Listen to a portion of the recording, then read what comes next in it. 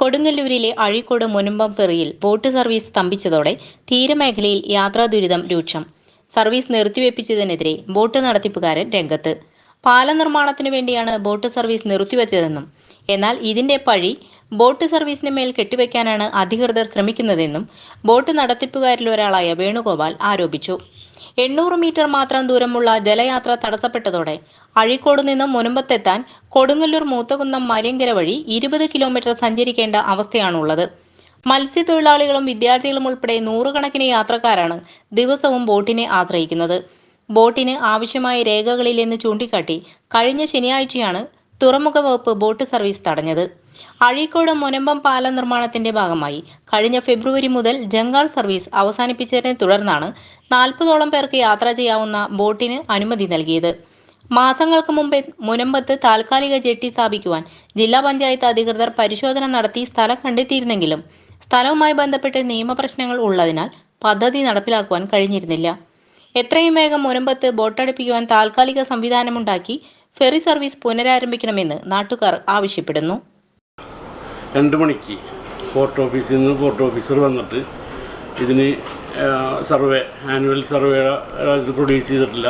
പിന്നെ ജോലിക്കാർക്ക് വേണ്ടത്ര ലൈസൻസ് ഇല്ല.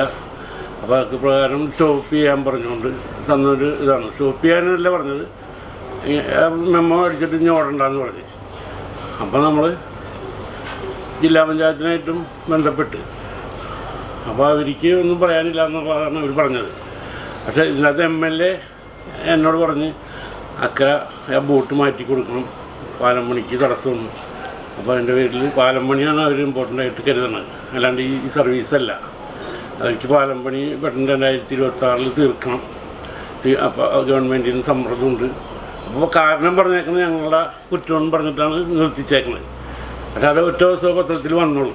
ഇന്നത്തെ മാതൃഭൂമിയിൽ വന്നത് വേറെ വാർത്തയാണ്. അപ്പോൾ ഈ പോർട്ട് ഓഫീസർ നമ്മളെ ഇത് വന്നു തുടങ്ങി ദ്രോഹിക്കാൻ തുടങ്ങിയതാണ്.